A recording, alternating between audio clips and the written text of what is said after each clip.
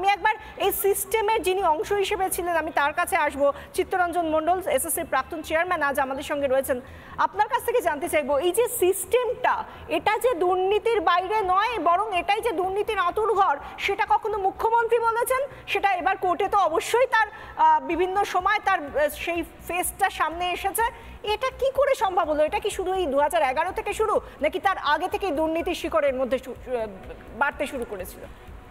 প্রথম কথা বলি, বর্তমানে যে ধরনের প্রেস কাভারেজ আছে বা যে সমস্ত ইলেকট্রনিক মিডিয়া এত বেশি অ্যাক্টিভ যে এখন ধরে ফেলা, প্লাস মানুষের এখন অনেক সাহস বেড়েছে, তারা প্রতিবাদ করছে, তার ফলে এখন দেখাটা অনেক সহজ হয়ে গেছে। আজকে যদি আপনি 2010 সালের আগের কথা ভাবেন, 2010 সালের পরের কথা ভাবেন, তাহলে দেখবেন অনেক ত্রুটি বিচ্যুতি ছিল, অডিটও ছিল। অডিট নিয়ে সরকার কী করেছেন আমি ঠিক বলতে পারবো না, সেই ব্যবস্থা অনেক কিছুই ছিল, গণ্ডগোল ছিল, সে ব্যাপারে কোনো সন্দেহ ছিল না, কিন্তু ততটা সারফেসে আসেনি। তার কারণটা কি, কমিউনিকেশন সিস্টেমটা এতটা স্ট্রং ছিল না, রুলস অ্যান্ড রেগুলেশনসগুলোও ছিল বড় ফিসি।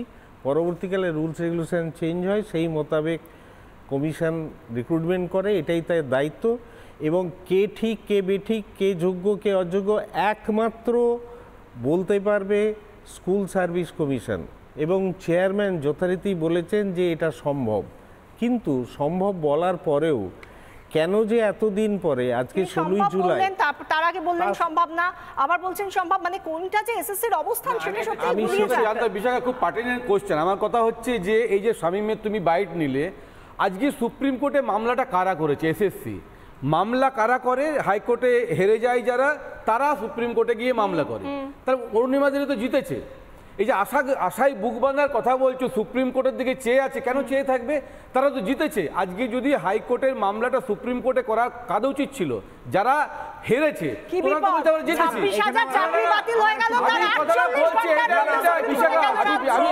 আমি বুঝতে চাইছি, আমাকে টুইস্ট করতে হবে না, টুইস্ট করলে হবে না, টুইস্ট করলে হবে না। আমি বলছি এসএসসি তো corrupted according to the applicant, যারা এখানে মামলা করছে, যে এসএসসি করাপ্টেড, আমার মনে হয় করাপ্টেড।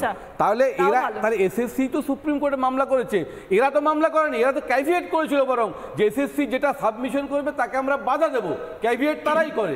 তাহলে দাঁড়ান, আপনি লয়ার হিসেবে ঠিক বলছেন না, সুপ্রিম কোর্টে মামলা, আমাকে ক্লারিফাইটা আমাকে করতে দিন। শুনুন, কে হেরেছে কে জিতেছে বলুন। জেতা হারার ব্যাপার নয়। শুনুন, দেবাংশু বসিকে ডিভিশন বেঞ্চে সুপ্রিম কোর্ট থেকে রেফার হয়ে কেসটা আসে, চিফ জাস্টিস দেবাংশু বসাকে ডিভিশন বেঞ্চকে অ্যালট করেন, সেখানে জাজমেন্ট হয়, যদি সেগ্রিগেট না করা যায় তখন পুরো প্যানেল বাতিল হবে। কথাটা কমপ্লিট করতে দিন।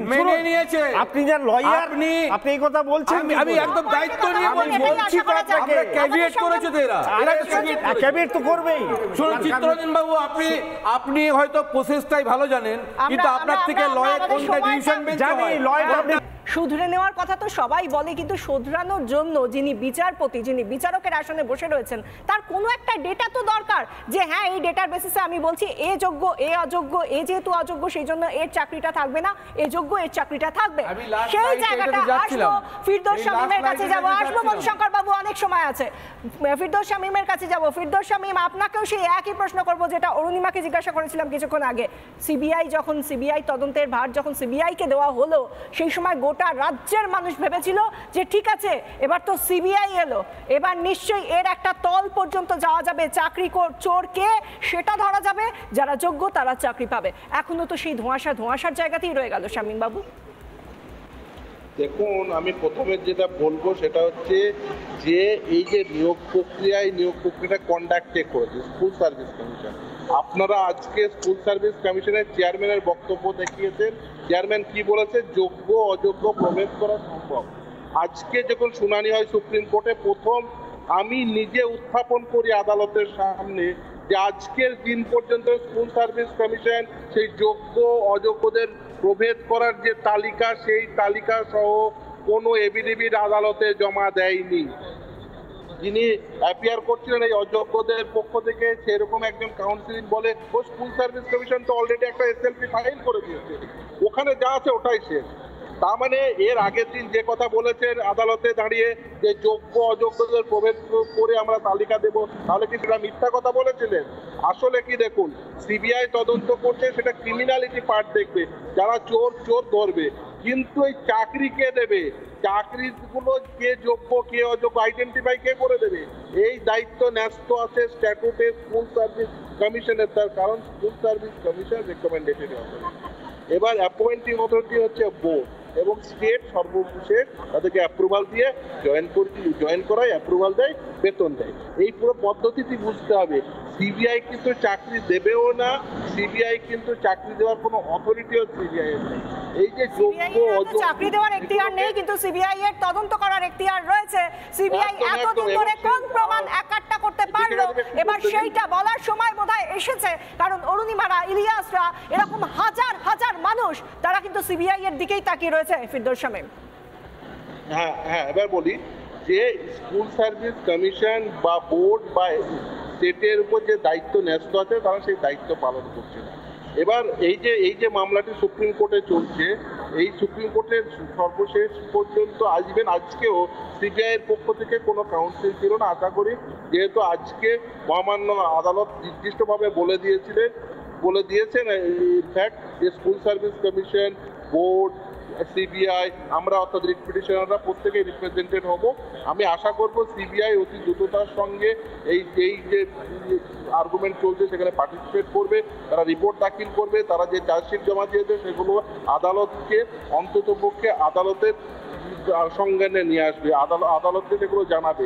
সেটা যদি না জানায় তাহলে, এবং বিশেষ করে স্কুল সার্ভিস কমিশনের উপর যে দায়িত্ব আছে সেই দায়িত্ব যদি তারা পালন না করে, যে পরিণতি কলকাতা হাইকোর্টে হয়েছিল, একই পরিণতি হয়তো বা সুপ্রিম কোর্টেই হবে। তার কারণ যদি যোগ্য অযোগ্যদের প্রভেদ না করে দেয় স্কুল সার্ভিস কমিশন, গোটা প্যানেল কিভাবে ঘেটে গেছে একবার ভেবে দেখুন তো। আমরা যখন কথাগুলো শুনছি, একজন আইনজীবী যিনি এই মামলার সঙ্গে জড়িত, তিনি যখন বলছেন আমাদের সত্যি ভাবছি যে কোথায় শুরু কোথায় শেষ, মাঝখানটা কি আছে। আমরা সত্যি সাধারণ মানুষ হিসেবে, অরুণিমা, ইলিয়াস, আমরা সত্যি ভীষণভাবে ঘেটে গেছি। ইলিয়াস বিশ্বাস আমাদের সঙ্গে রয়েছে, এসএসসির আন্দোলনকারী। তাহলে কি মামলা করে অটোমেটিক সুপ্রিম কোর্টে চলে যেত? এক সেকেন্ড, আমার কাছে সময় খুব কম। আমি যদি শুনুন, আমাকে মামলা করতে সুপ্রিম কোর্ট শুনুন, চলে যেত। আমার কথাটা শুনুন।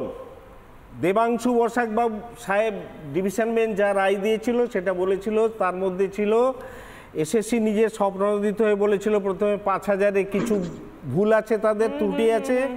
সিবিআইয়ের ফান্ডিং ছিল 8,000-এর কিছু বেশি। পরবর্তীকালে এসএসসি কমিশন বলেছে 28-এর সঙ্গে আমরা এগ্রি করছি সিবিআইয়ের সাথে। তারপরে এসএসসি বলে যে তাহলে কি বাকি 25,753 ফেয়ার? কমিশন তখন বলে যে আমরা আমি ইলিয়াসের কাছে যাব, সময় খুব কম। ইলিয়াস, এতদিন ধরে আপনারা আন্দোলনটা চালিয়ে যাচ্ছেন, আজকে এসে এই যে এত কথা, এত জট, এই জট খোলার কোনো সম্ভাবনা দেখতে পাচ্ছেন? আপনারা এক সেকেন্ড পারেন। দেখুন এই সরকার প্রত্যেকটা নিয়োগ করেছে দুর্নীতির সাথে, যেমন primary, upper primary 9, 10, 11, 12, group C, group D. তো সেইখানে আমরা এই দুর্নীতির মুখোশ খুলে দিয়েছি কলকাতার রাস্তায় দীর্ঘদিন আন্দোলন করে। আমি ব্যক্তিগতভাবে, আমরা 65 জন 2022 সালের ডিসেম্বরে জাস্টিস গাঙ্গুলির অর্ডারে আমরা চাকরি পেয়েছিলাম, কিন্তু এখন যেহেতু গোটা প্যানেলটা ক্যান্সেল হয়ে গেছে, তাই আমাদেরও জীবন একটা অনিশ্চয়তার মধ্যে। তাই আমরা সরকারের কাছে আবেদন রাখবো যাতে সঠিকভাবে সেগ্রিগেশনটা করে। আর একটু আগেই সরকারি দলের প্রতিনিধি বলছিলেন না যে মুখ্যমন্ত্রীর মুখাপেক্ষী, আবার তাহলে এরা আন্দোলনটা কার বিরুদ্ধে করছে? আমরা মুখ্যমন্ত্রী বা সরকার ভুল করেছে, দুর্নীতি করেছে, এটা প্রমাণিত। সরকারকে শোধরানোর জন্য আমরা আন্দোলন করছি।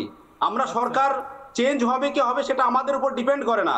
সরকার ভুল করেছে, দুর্নীতি করেছে, এই মুখ্যমন্ত্রীকে শোধরানোর জন্য আন্দোলনটা করছি, যাতে সঠিকভাবে সেগ্রিগেশন সুপ্রিম কোর্টে যেটা 7ই মে যেটা বলেছিল যে আমরা যাদের পাশে আছি, যারা বৈধ ক্যান্ডিডেট, যারা লিগাল অ্যাপয়েন্টিজ, যাদের পাশে আমরা আছি, এসএসসির উকিল যেটা 7ই মে বলেছিল।